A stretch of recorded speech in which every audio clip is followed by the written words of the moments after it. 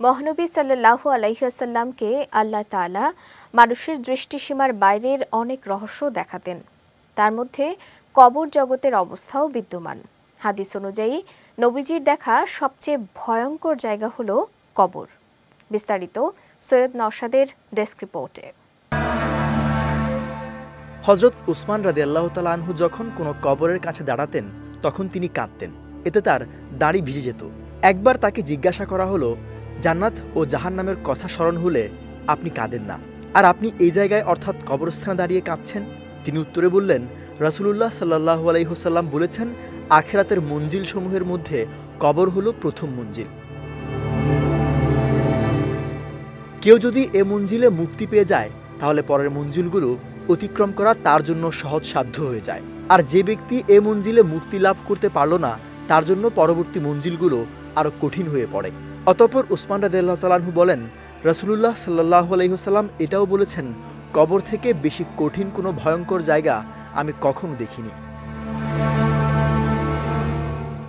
আয়েশা রাদিয়াল্লাহু তাআলা আনহা থেকে বর্ণিত, একবার এক ইহুদি মহিলা তার নিকট আসলো এবং কবরের আযাবের কথা উত্থাপন করে বলল, আয়েশা, আল্লাহ আপনাকে কবরের শাস্তি হতে রক্ষা করুন।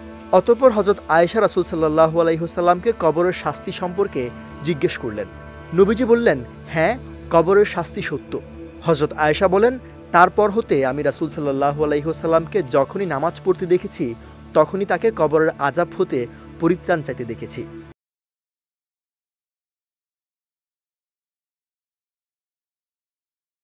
হাদিস অনুসারে মৃত্যুর পর থেকে কিয়ামত পর্যন্ত সময় হলো কবর বা বরজখ। এই সময়টাকে আখিরাতের প্রথম মঞ্জিল বলা হয়। কবরস্থ ব্যক্তিকে প্রতিদিন সকাল সন্ধ্যায় তার ঠিকানা দেখানো হয়। জান্নাতি হলে তার কবরকে প্রশস্ত করে জান্নাতের দরজা উন্মুক্ত করা হয়, আর জাহান্নামীকে কবরে সকাল সন্ধ্যায় তার জাহান্নামের আবাস দেখানো হয়। কবরকে সংকুচিত করে হাতুড়ি দিয়ে আঘাত করা হয়। সৈয়দ নওশাদ, বিজয় টিভি নিউজ ডেস্ক।